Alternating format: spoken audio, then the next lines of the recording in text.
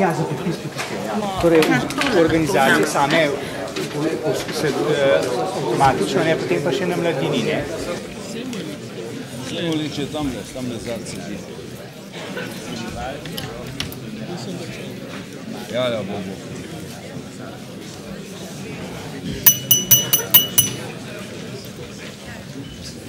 Prav lep, dober večer in pozdrav vsem.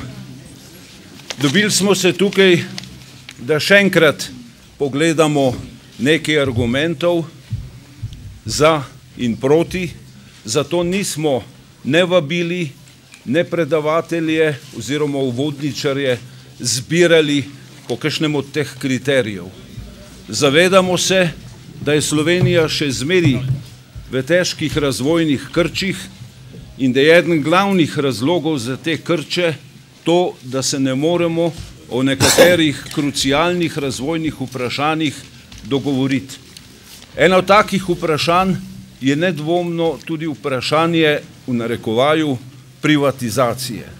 Tu smo nekako ujeti med mnenja, ki jih dobivamo, pa naj bojo to dobrohotni nasveti ali izsiljevanja in pritiski iz tujine, da moramo po najkrajši poti prodati uspešna podjetja in kontrolne sisteme dejansko po kriznih cenah, to je globoko pod njihovo realno vrednostjo.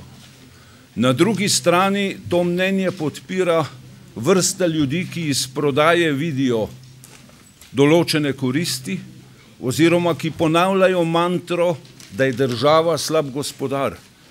Mi smo prepričani, da to ni čisto tako. Država je slab gospodar takrat, kadar je država slaba država. Kadar imamo slab parlament, ki voli slabo vlado in ko slaba vlada imenuje upravljavce drugačnega premoženja, imenuje seveda slabše od sebe. To je zakonitost, ki jo lahko spremljamo povsod po svetu. Zato smo prepričani, da je treba to razprodajo zaustaviti, premisliti, narediti strategijo, predvsem pa rešiti vprašanje slabega upravljanja. To je centralno vprašanje. Mi moramo priti do drugačnih upravljavskih paradigm in prepričan sem, da bo danes tekla beseda tudi o tem. Tu je gospod Cetinski, tu so še nekateri drugi. Verjamemo, da je možno z spreminjanjem sedanjih upravnih modelov v smeri soupravljanja rešiti precej problemov na dolgi rok, ne pa s prodajo, ki je dokončna in rešitev v narekovaju na kratek rok. Toliko za uvod, še samo par besed. Dogovorili smo se, da bomo razdelili današnje govorce v 3 skupine. Prva skupina so naši uvodničari, vsak od njih ima 10 minut, da predstavi svoje misli. Druga skupina so ljudje, ki tu zastopajo pomembne inštitucije in bodo v 5 minutah povedali stališča svojih inštitucij. Tretja skupina so vsi ostali, pri čemer bomo mi šli po vrsti, kot so se ljudje prijavljali, vendar že zdaj opozarjam, da je spisek tako dolg, da tudi če omejimo razpravo na 4 minute, ne moremo priti skozi. Zato bomo tam nekje po 2 urah, 2 urah 15, kar je še človeški čas, prekinili z vprašanjem, ali ste še sposobni poslušati pravzaprav nadaljnje. Za vse tiste, ki ne bi prišli na vrsta, smo zagotovili, da bodo na spisku tistih, ki so hoteli govoriti, o njih bojo vsi objavljene te stvari in če bo kdo hotel centralno misel posredovati, jo bo lahko posredoval, da jo mi distribuiramo naokrog. To je približen, bom rekel, nekak generalni načrt. Rekel bi samo še to. Vse ljudi bom prosil, da se držijo tega odmirjenega časa in da se vsak zaveda, če podaljšuje svoj čas, ga krade nekomu, ki je za njim. In zato prosim, ne obnašajmo se tako kot v parlamentu, kjer ljudi ni mogoče ustaviti, kjer je polno replik, kjer je polno proceduralnih vprašanj in tako dalje. Pokažimo, da znamo upravljati z javno tribuno. Hvala za začetek. Bom jaz zaprosil gospoda Mencingerja, Bogomir, zdravo, nisem te videl, gospoda Vuksanoviča, gospoda Kovača in gospoda Cetinskega, da dajo uvode, kot sem rekel, vsak ima na razpolago 10 minut. To je vse. Jože, beseda je tvoja. Dober večer. No, jaz obljubim, da bom krajši od 10 minut, ker več ali manj ste vsi prebrali tisto, kar sem napisal. In v bistvu se jaz bolj ukvarjam z argumenti za privatizacijo in jih zavračam. Običajno poslušamo 5 argumentov.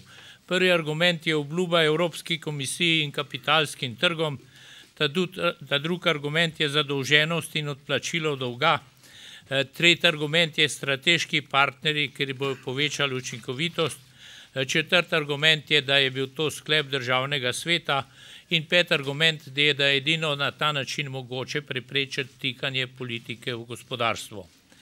No, jaz trdim, da noben od teh argumentov za privatizacijo oziroma razprodajo ne drži. Obljube Evropske komisije. Evropska komisija nima nobene pravice, kakšne takšne obljube sprejemati. Celo dvomim, da je bila Evropska komisija tle zelo eksplicitna, čeprav imajo posamezniki želje, da bi zaradi mene dobili Telekom ali kaj podobnega. Mi smo prišli v Evropsko unijo leta 2004 po dolgih pogajanjih o poglavjih in so nas prijeli takšne, kot je. In tikati se pač v pravni red druge države ni mogoče. Zaradi tega ta privatizacija v bistvu spominja na nacionalizacijo z leta 1948, ki so jo še sam spominjam. Gre za nekaj ideološkega, tako kot je takrat privatni frizer ogrožal socializem, pa Jugoslavijo naj bi zdaj državno podjetje ogrožalo kapitalizem in pa Evropsko unijo. Kar se tiče odplačila dolga. Skupni dolg v Sloveniji pada in sicer se povečuje še zmeraj javni dolg, pada pa privatni dolg, čeprav je privatni dolg lahko v narekovajih. Gre za to, da je država prevzela velik del dolga, ki so ga naredili privatniki oziroma privatniki banke v času hazardiranja med 2005 in 2008. Tudi tu ni neke zelo velike ekonomske nuje, da se to karkoli proda, ker kot veste so donosi na slovenske obveznice so padli na približno 2%. V lanskem letu je država pobrala, državni proračun pobral približno 700 milijonov evrov več davkov kot leto poprej. Še zmeraj imamo visoko pozitivno plačilno bilanco v višini približno 6%, tako da neke ekonomske nuje, da bi morali takoj karkoli prodati, ni. Ta tretji argument so te strateški partnerji pa večja učinkovitost podjetij. Jaz verjamem, da podjetje, ki ga prevzame multinacionalka, postane učinkovitejše, to, da učinki na ostalo gospodarstvo niso nujno pozitivni, ampak so prej negativno. Obenem se govori o strateškem partnerstvu. Partnerstvo je lahko samo med enakopravnimi subjekti. Ko podjetje prodamo, postane to podjetje lastnina nekoga in ni nobenega partnerstva več. Vse tiste obljube, ki se dajo o polni zaposlenosti in tako naprej, so prazne obljube. Lahko se celo zgodi, da se bo zaposlenost povečala, toda zaposlenost se bo čez par let pač ravnala potem, da bo nekdo maksimiral dobiček in bo pač po zaposlenost se povečevala ali pa zmanjševala. To se pravi, ta argument tudi ne drži. Jaz je bil sklep državnega zbora, ampak takšen sklep je seveda mogoče preklicati, treba je dobiti samo dovolj ljudi, da to prekličijo. Odloča stranka, ki je v večini, in če se odloči Cerarjeva stranka, se lahko sklep iz lanskega leta prekliče. To je možno, zaenkrat pa to ni pretirano verjetno. Kako je z vtikanjem politike v gospodarstvo? Sam sem prepričan, da se politika v gospodarstvo mora vtikati. Mora ščititi javno interes proti privatnemu interesu, nažalost je pa se to pri nas precej izrodilo v tako imenovani strankarski interes, ampak tudi ta se problem da rešiti, tu je na oblasti stranka, če se prva odreče temu, temu vtikanju, temu načinu vtikanja v gospodarstvo, je to možno narediti.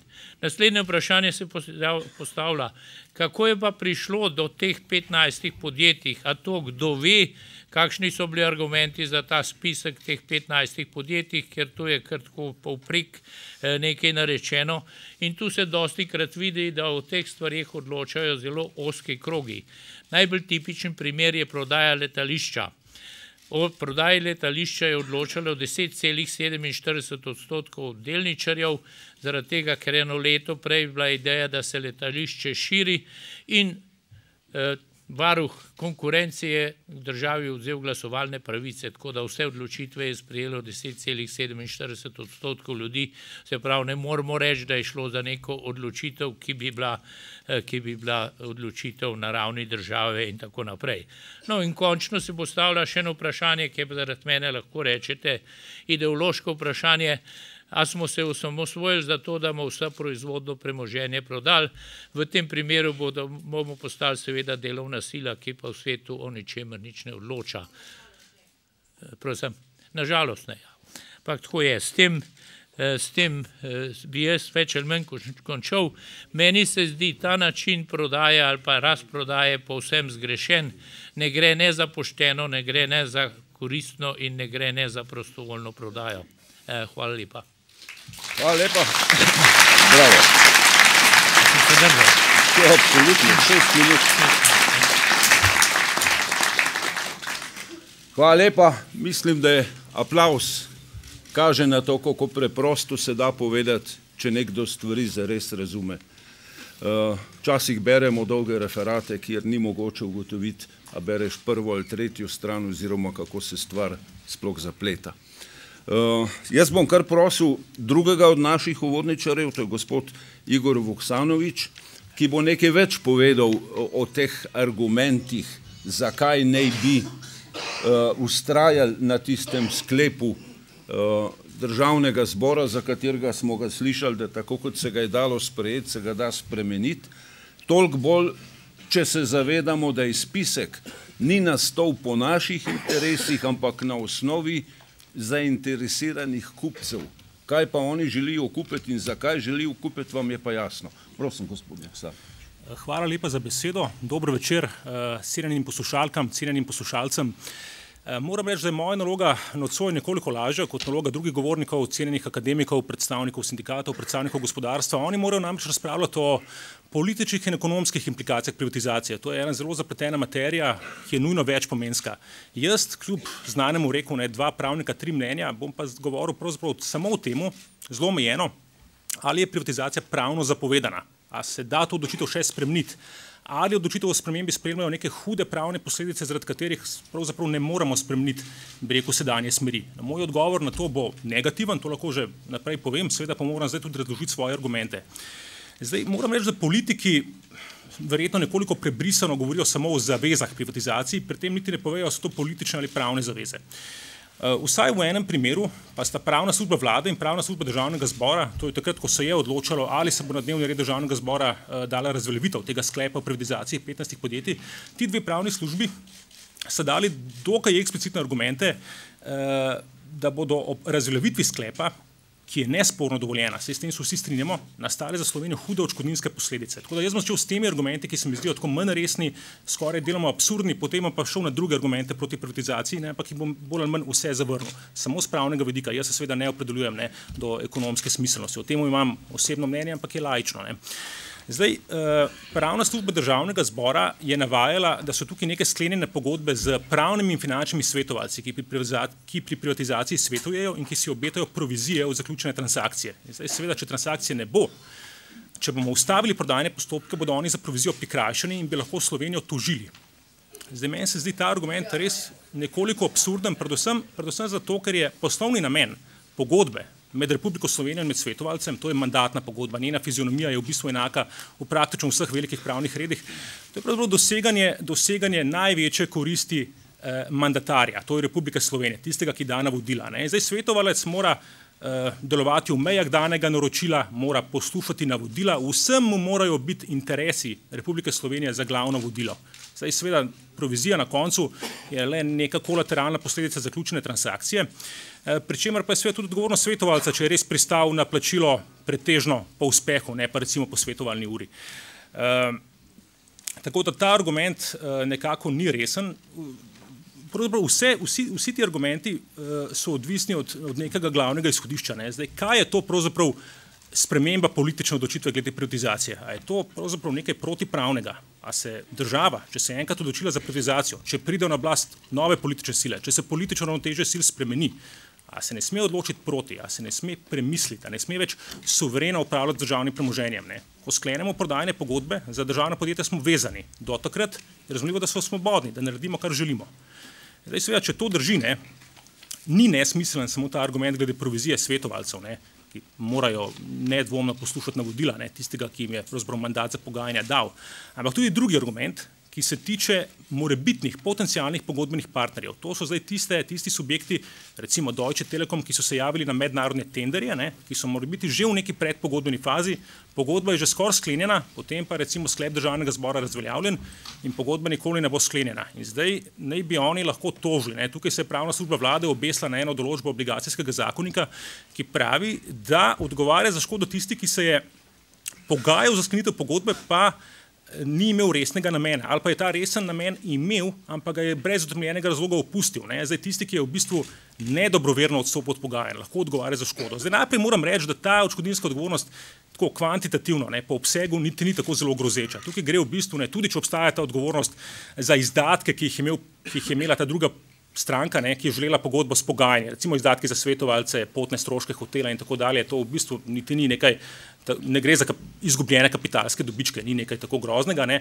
ampak še bolj pomembno je vprašanje, da je praktično skoraj nemogoče, da bi subjekti, ki so se na te tenderje javili, lahko s to predpogodbeno odgovornostjo uspeli. Ne. Ravno zato, ker v bistvu sprememba, ne, političnega stališča glede privatizacije, ne iz politikanskih razlogov, ne, ker recimo nekdo ni dobil podkupnine, ne, če dam ekstremen primer, ampak enostavno zato pravzaprav, ker so prevladali drugi politični pogledi pod pritiskom javnosti ali karkoli, seveda je utemeljen razlog za odstop od pogajanj. Ne samo po slovenskem pravu, še toliko bolj recimo po angleškem pravu, ki se uporablja pri večini teh transakcij, kajti po angleškem pravu v bistvu stranki, ne, pred sklenitvijo pogodbe druga do druge sploh nimata nobenih obveznosti dobrovernih pogajanj, torej še toliko manj tam kot po slovenskem pravu. Dobro, zdaj pojdimo naprej, kolikor mi je ostalo časa še za druge argumente, morda nekoliko manj absurdne, ne.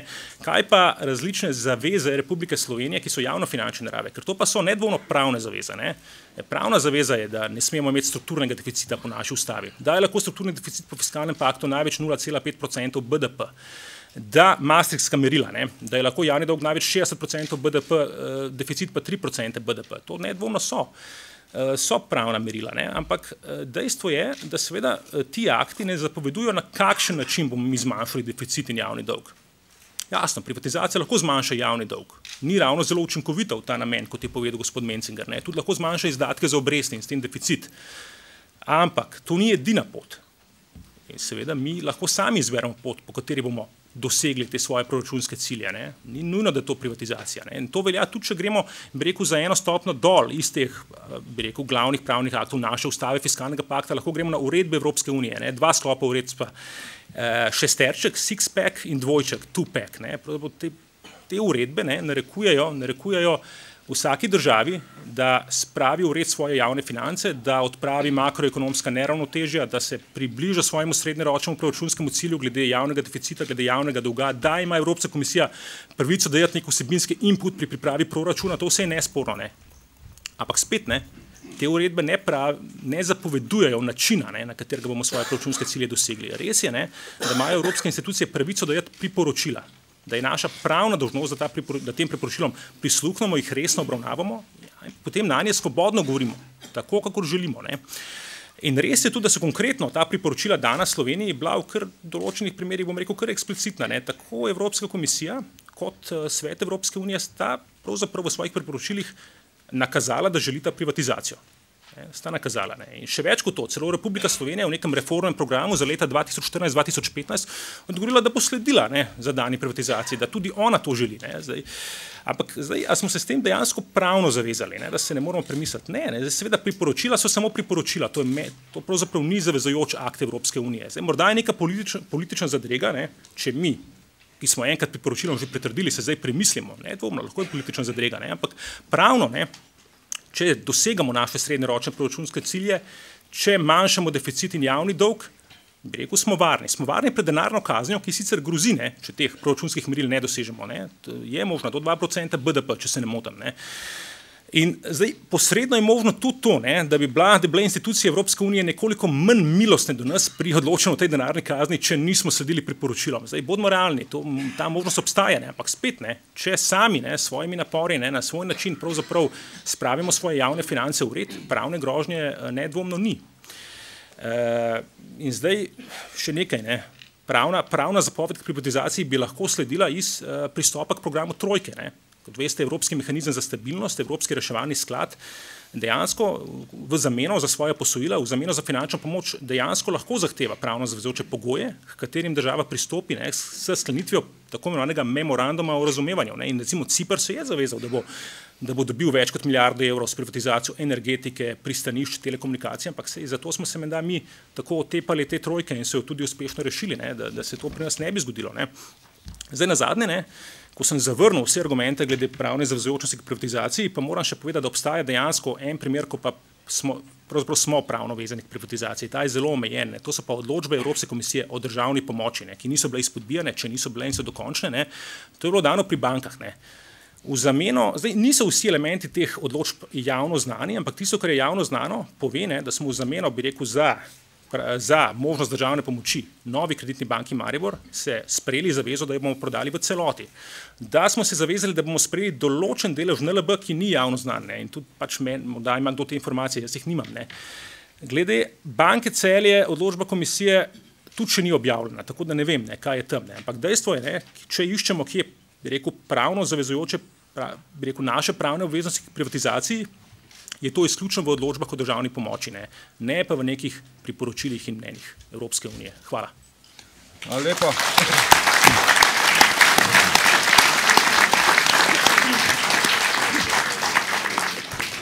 Mogoče za tiste, ki gospoda Vuksanoviča ne poznate, on je svetovalec na Ustavnem sodišču, zato seveda nekatere od teh besed tudi po tej plati, ne samo po plati logičnosti, inteligence, znanja, imajo svojo dodatno težo. Zlasti se mi zdi pomembno tisto, ko je opozoril, da vlada ne bi spremenila, da se pač tako govori, brez resnega razloga. Glejte, danes je tu zbran kar precejšen cvetober slovenske pameti. Jaz mislim, da je to zelo velik razlog, da vlada posluša, razmisli in spremeni. Zelo bom razočaran, če bo vlada boljše razumela hrup na ulici kot pamet v Štihovi dvorani.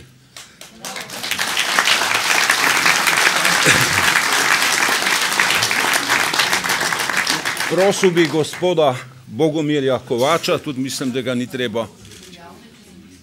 Ne, pustimo. Lahko mu pismeno vprašanje pošleš, da ne motimo, ker nam bo zmanjkalo časa. Poglejte, koliko nas je. Gospoda Kovača, da on predstavi svoje uvodne misli. 10 minut. Dobro. Skušal bom to narediti v 3 temeljnih tezah. Prva teza je ta, da bi si najbolj želeli, da razmerja med privatizacijo in nacionalizacijo razumemo zlasti v kriznem obdobju, ker gre za nek normalni institucionalni ciklus. Vidite, da so vse države, ki jih je kriza prizadela, šle v reševanju krize najprej v precejšno nacionalizacijo in je privatizacija pravzaprav del normalizacije, morda celo povratka v takšno stanje. Spravi, osnovna teza je, da je privatizacija in nacionalizacija del normalnega stanja. Zdaj samo stvar odmere in samo stvar mire, kako in na kakšen način se privatizacijski ali na drugi strani nacionalizacijski procesi vršijo. Drugo, kar je zelo pomembno, privatizacijski procesi v Sloveniji potekajo. Potekajo po formalni in neformalni plati. Po formalni plati potekajo tako, da se je ta država tako ali drugače odločila, da bo sanirala banke preko tako imenovanega DUTB-ja in DUTB seveda vrši v 5 letih privatizacijski postopek. Krati, to je preprosto dejstvo. Druga stvar, ali je to optimalno ali ni optimalno, lahko govorimo.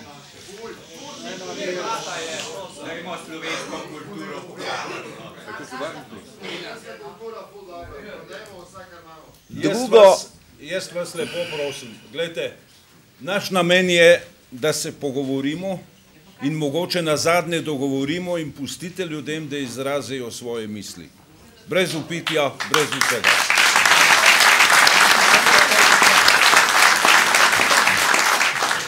Obstaja seveda neka prikrita privatizacija preko, kot veste, fiduciarnih računov, skrbniških računov, te pravzaprav niti ne vemo, ne vidimo, ampak vsa elitna slovenska podjetja so v bistvu že cilj nekega prikritega, skritega napada, če hočete, ze strani seveda tujih ali kakršnihkoli drugih, tudi lahko domačih kapitalistov, ki pravzaprav prihajajo noter. Naj si bodi, da gre za Petrol, da gre za Triglav, da gre za Krko, da gre za Savo in tako dalje. Skratka, hočem povedati, da privatizacijski proces, mi želeli ali ne, obstaja. Zdaj, ali potrebuje ta država še poseben pospešek, kot si zdaj trenutno vlada prizadeva z spiskom ali za strategijo, po mojem mnenju ne. Zdaj tega, ker ta privatizacija, ki jo imamo že danes in kateri smo se institucionalno kakorkoli že zavezali ali pa obstaja neformalno, že poteka. To se pravi, ne potrebujemo nekega dodatnega pospeševanja privatizacijskega procesa. Še zlasti, če se zavedamo, da smo v bistvu dobršen del, tudi zdaj smo videli v pravnem smislu, sicer ne tako, kot se običajno razlaga, ampak vendarle v določeni meri zlasti pri bankah, stvari v precejšnji meri zapečatili in krati, mimogrede, zelo, zelo paradoksalno razlaščali seveda skozi ta privatizacijski proces male delničarje, male lastnike seveda državnih obveznic in tako dalje in tako dalje. Zelo, lahko bi rekli, v Prodonovem smislu lastnina je seveda kraja. In država je bila seveda boter te zgodbe. Druga teza je seveda tudi država, če se hočete, kajti država so institucije, ki so to v bistvu podpirale. Drugo vprašanje je zdaj seveda, kaj mi lahko naredimo v okviru obstoječih institucij. Vprašanje, veste, ki ga je tudi, mislim, tukaj kolega Mencinger načel, je ta, da ni ekonomskih, političnih, moralnih argumentov, ki bi lahko na eni ali drugi strani dokazovali, da je ta ali druga oblika lastnine ali privatizacija ali državna lastnina v okviru podjetij sama po sebi napačna. In to je pravilna odločitev, kajti osnovno stališče je, da je temelj uspešnosti ali neuspešnosti podjetij korporativno upravljanje, uspešnost vodenja. In ali imamo v tem hipu v Sloveniji takšen institucionalni aranžma v okviru seveda obstoječih institucij, da mi takšno korporativno upravljanje seveda lahko dobro izpeljemo. Osnovna teza, da potrebujemo privatizacijo, zato da bi rešili probleme korporativnega upravljanja, ker preprosto ne bomo s čim upravljali, je seveda napačna. Država brez ekonomske lastnine, brez lastnega premoženja preprosto ne more obstati. Se pravi, politična ekonomska suverenost neke države se začenja z upravljanjem njenega premoženja. Zato je veliko vprašanje, ali smo v tem hipu usposobljeni za to upravljanje. In moje stališče je, da če gledamo seveda te profesionalne upravljavce, naj si bodi, da je to zdaj na eni strani DUTB ali na drugi strani seveda, ki upravlja z enim delom prenešenega dela premoženja, ali na drugi strani Slovenski državni holding, ki je v končni inštanci šele začel dobro delovati, da so to inštitucije, ki pravzaprav za to, kar jim je bilo ponujeno, in ponujeno je bilo leta 2012 v relativno improviziranih institucionalnih pogojih, kako naj delujejo. DUTB je bil recimo ustavljen izključno, ima zakon, izključno zato, da bi seveda v čim krajšem času privatiziral in pridobil ustrezno denarno protivrednost. Se pravi, samo izkupiček je temelj. Danes oni sami priznavajo, da je prestrukturiranje podjetij seveda eno izmed tistih zadev, za katere seveda morajo delati, ker ti drugače ne bo šlo. Se pravi, vi morate prestrukturirati podjetje, da bi ga lahko ugodneje prodali. Zakonska podlaga za to ne obstaja. Na drugi strani imamo DUTB, ki je v bistvu, mislim, da Slovenski državni holding, ki je seveda tako zakonsko kot institucionalno z vidika upravljanja, z vidika vodenja seveda absolutno podhranjen in rezultat tega je, da mi danes pravzaprav nimamo vzvodov za kakovostno upravljanje podjetij. Kriza torej Slovenije je kriza korporativnega upravljanja in eden izmed zelo dobrih lakmusov v tem hipu je formiranje, ne glede na to, da je v ozadju seveda problematičen zakon, tudi procedure so v bistvu zelo komplicirane in skrajno spolitizirane, ali bo recimo Slovenski državni holding dobil nadzorni svet, ki ne bo rezultat političnih kvot 3 koalicijskih strank. Če se to ne bo zgodilo, oziroma če seveda vlada oziroma vodilna stranka ne bo pravzaprav v izhodišču tega prepričevala tako, da bo sama na nek način pokazala za zgled, potem smo na najboljši poti, da tudi vnovični poizkus, kako in na kakšen način urediti temeljno hišo, ki je skrbnik državnega premoženja med 8 in 12 milijardami, seveda ne bomo naredili. In to je seveda naslednja stvar, ki je izjemno pomembna. Se pravi, kako usposobiti SDH, Slovenski državni holding, kot skrbnika za seveda upravljanje. Kajti danes vidite v privatizacijskem procesu, pravzaprav niti nimamo zelo jasno definiranih pravzaprav prodajalcev. Prodajamo v zelo široki, zelo nepregledni, zelo sivi coni in je ta siva cona, ali mi se spomnite iz socializma, celo smo videli, elite so bile vedno zadovoljne s prehodnim obdobjem. Prehodno obdobje so sijajna, pravno, ekonomsko, nič ni definiranega, nič ni opredeljenega in najlažje politično, ideološko takrat seveda ribarite v tem. In tudi danes smo mi v izrazitih prehodnih obdobjih in zato seveda hitimo s privatizacijo. In to je seveda problem. Problem je, če torej nimamo danes izdelanih formalno-pravnih pogojev za privatizacijo, če nimamo močnih institucij za privatizacijo in nič od tega ni izpolnjenega, zaradi tega ne vidim razlogov, da bi hiteli s privatizacijo, kajti privatizacijski postopek in proces v dovoljšni meri že obstaja. Na to sem prej seveda prvotno opozoril, ko smo izvali seveda številne žvižge. To se pravi, to je temeljni problem. Zdaj se seveda vprašamo, ali je in kakšne so tiste metode, ki bi jih lahko seveda znotraj SDH-ja seveda razvijali. Zdaj, tukaj gre za 3 stvari, ki bi jih mogli, se že pogledati, 9, no, da ne bom predolg, bom lahko kasneje pojasnil, skratka, gre za vprašanje seveda, kako in na kakšen način imate vzvode nadzora, se pravi, kako kadrujete, kako in na kakšen način seveda izvajate potem tako imenovane ciljne elemente za prestrukturiranje in tako dalje in tako dalje. Nič od tega trenutno ni izpolnjeno. In zdaj še tretja stvar.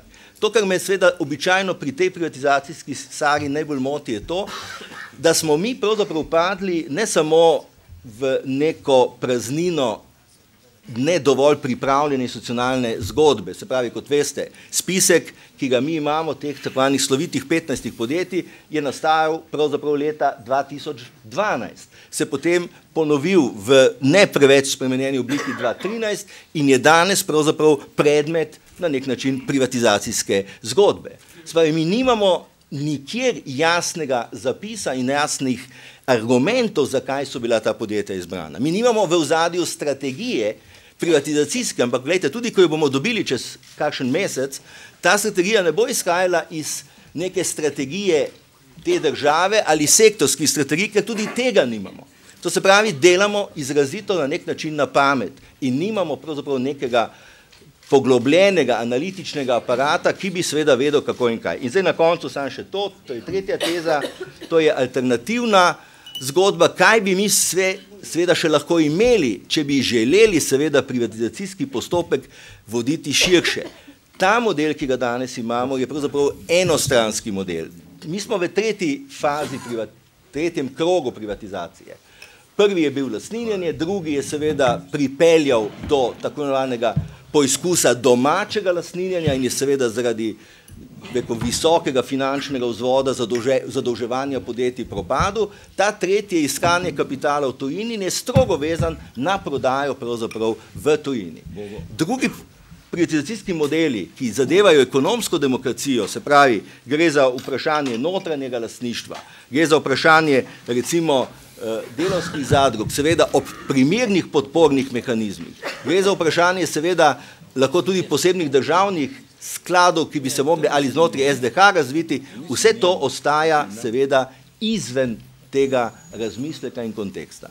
In če zdaj seveda skupaj potegnemo, potem vidimo, da prvi pogoj privatizacija torej teče v dovoljšnem obsegu, po mojem mnenju, drugi, da moramo institucionalizirati pogoje korporativnega upravljanja in tretjič, poseči vendarle v privatizacijskih zgodbah po tistih, še tudi drugih alternativnih modelih, ki razširjajo paleto možne privatizacije, ne zgolj skozi model zunanjega, ampak predvsem tudi zlasti skozi ekonomsko demokracijo notranjega lastništva in seveda tudi še drugih metod in modelov, ki jih korporativno upravljanje seveda omogoča, zato da imamo lahko raznovrstnejši portfelj in hkrati tudi model privatizacije, zato da bi lahko reševali od primera do primera, zlasti za prvih 20-30 velikih podjetij, to vprašanje privatizacije. Gospod profesor, ne 45 minut.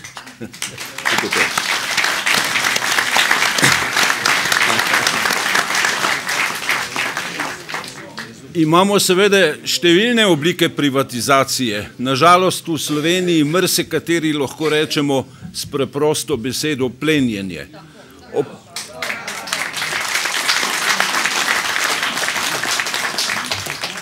Opravičujem se pa, ker bom dodal še en stavek, obstoji tudi privatizacija javnega in skupnega časa. Se opravičujem, ker sem te prekinil, ampak sem se bal, da si ujet na 45 minut.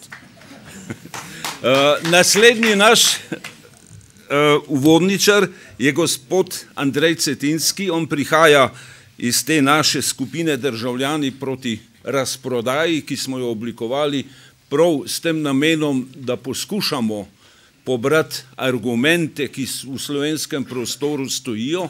Že 3 tedne nazaj ali še nekaj več smo pisali tudi pismo predsedniku vlade s številnimi temi argumenti, vendar seveda nismo zadost pomembni, da bi dobili odgovor in šele peticija, če smem tako reči, gospoda Mencingera je toliko razburkala vode, pa nekaj več kot 10 000 članov sem prejle slišal Slovencev, ki so jo podpisali, da mogoče to ne bo več glas vpijočega v puščavi, ampak da bo to, se spomnite izraza Cankarjev dom. Andrej, besedo imaš.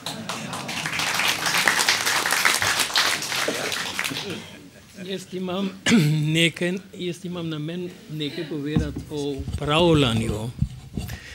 upravljanju, predvsem o upravljanju podjetij. To, kar velja za upravljanje podjetij, velja v veliki meri tudi za upravljanje države.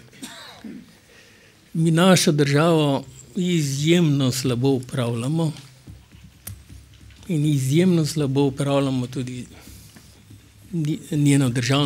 njeno premoženje. Tisti, ki ste ob vstopu v to dvorano vzeli tam list papirja, na tem listu sem jaz na eni sami strani poskušal predstaviti, kaj mislim, da je bistvo problemov, ki jih imamo v povezavi z upravljanjem. Cela zadeva je dosti kompleksna in zato bom moral malo improvizirati, ampak kot rečeno, tisti, ki imate ta list pred sabo, si boste lažje ustvarili eno celovito predstavo o tem, kaj sem menil povedati. Predvsem bi ponovil nekaj, kar je moj predhodnik rekel, da je upravljanje torej eden naših največjih problemov in torej jaz se s tem v celoti strinjam in ta problem neučinkovitega upravljanja bi želel predstaviti z eno primerjavo med tem, kako nameravamo mi upravljati naš slovenski državni holding, in kako Nemci upravljajo svoje razmeroma veliko podjetje, to je Fraport. To podjetje Fraport sem pa izbral zaradi tega, ker ga imamo danes tudi v Sloveniji. Temu smo namreč prodali letališče Brnik. Ker je pri kvaliteta upravljanja v največji meri odvisno od nadzornega sveta, bom naredil eno hitro primerjavo med nadzornim svetom tega Fraporta in nadzornim svetom Slovenskega državnega holdinga, kakor ga predpisuje naš zakon, ki ga zdaj spravljamo v življenje. Nemški Fraport ima v nadzornem svetu 20 ljudi. Od teh 20 je 10 predstavnikov dela in 10 predstavnikov kapitala in predstavnikov državnih interesov. Pol glasov v nadzornem svetu ima delo. Tako rešitev so si v Fraportu izbrali zaradi tega, ker je nemška zakonodaja predpisuje. Med temi 10, ki sedijo v nadzornem svetu, niso samo zaposleni v podjetjih. Najmanj 3 morajo biti predstavniki sindikatov. In sicer taki predstavniki, ki od tega podjetja niso odvisni in zato vodstvo podjetja na nje ne more vplivati. Ostalih, skratka, velika teža upravljavske moči v Fraportu je na delu. Drug del, kot rečeno, je kapital in je država. Zdaj, kot predstavniki kapitala se seveda pojavljajo predvsem predstavniki velikih podjetij in podobno. K temu je treba pa zdaj še nekaj dodati. Za kvaliteto upravljanja je izredno pomembno, da upravljavci premorejo zelo široko ekonomsko znanje. Ker v Fraportu izhajajo iz predpostavke, da njihov nadzorni svet tega znanja nima v zadostni meri, so si omislili en stalen, svetovalni organ s 15 člani. Ta svetovalni organ, mandat teh članov je 3 leta.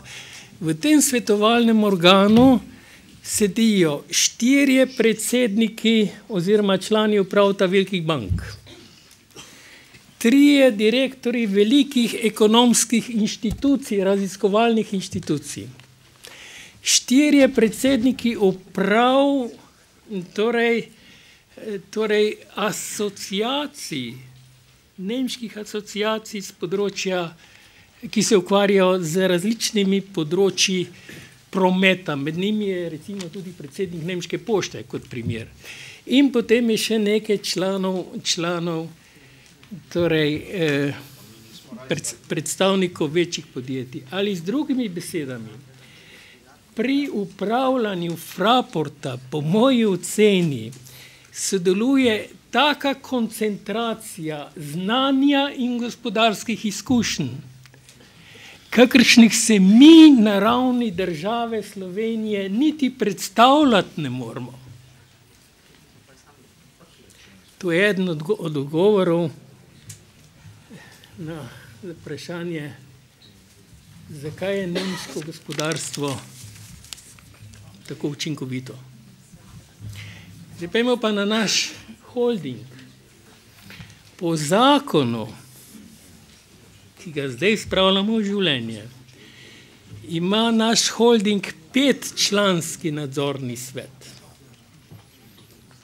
V njem ni duha ni sluha o kakšnem predstavniku dela. Ampak zakon točno našteva, kaj morajo ti ljudje, teh 5 ljudi znati. Poslušajte, gledajte, eden se mora spoznati na finance, eden se mora spoznati na korporativno upravljanje, eden se mora spoznati na upravljanje obveznosti, kar jaz razumem, ker sem bil včasih finančnik, da gre za neke vrste salda kontista. In eden se mora biti pravnik, ki se spozna na korporativno pravo. Tajnica pa na kuhanje kave. Poslušajte, to je z zakonom predpisana sestava nadzornega sveta Slovenskega državnega holdinga, ki naj bi upravljal celotno državno premoženje Slovenije. Poslušajte, da je zadeva še bolj zanimiva, kdo ta nadzorni svet imenuje. Imenuje ga neka komisija, ki jo imenuje finančni minister.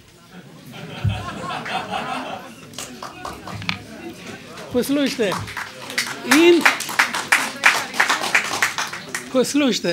in seveda, zato da zadeva lepše v javnosti izpade, more to sestavo, to, kar predlaga ta komisija, potrditi tudi vlada in tudi parlament. Ampak Bog var, da bi parlament to sestavo spremenil. Tega finančni minister ne dovolijo.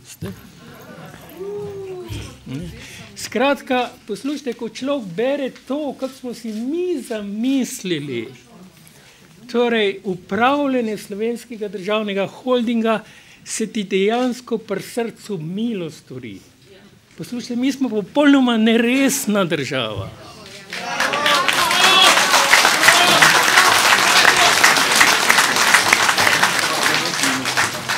Poslušajte, moja desna stran me opominja, da je minilo že 9 minut, 1 minuto še imam. Poslušajte, mogoče bom to minuto izkoristil na to, zato da bom prebral zadnji stavek, ki sem ga napisal na tem listu papirja, ki ste ga dobili. Ta stavek se glasi pa tako. Slabo upravljanje ne more in ne sme biti razlog za razprodajo državnega premoženja, še posebno ne, ko je formalna privatizacija, ki se jo gremo zdaj, zgolj krinka za sodobno kolonizacijo države.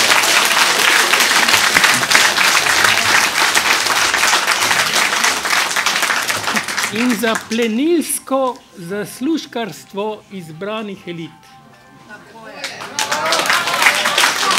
S tem bi končal, hvala lepa. Hvala lepa. To so pravzaprav osrednje misli, ki kažejo, da marsikaj tistega, kar zgleda kot privatizacija, dejansko to ni. Kakšna privatizacija je, če slovenska vlada slovensko državno premoženje proda nemški državi, ker ste slišali, kaj je Fraport. Pokazalo se je, kaj je centralni problem. Ne znamo upravljati, ne zato, ker uživamo v prehodnih obdobjih, ki jih nam tisti, ki vodijo državo, neprestano servirajo. To je to. Gremo iz enega prehodnega v drugega, da lahko tisti, ki vodijo prehodna obdobja, delajo svoje, mi pa plačujemo to, kar oni delajo.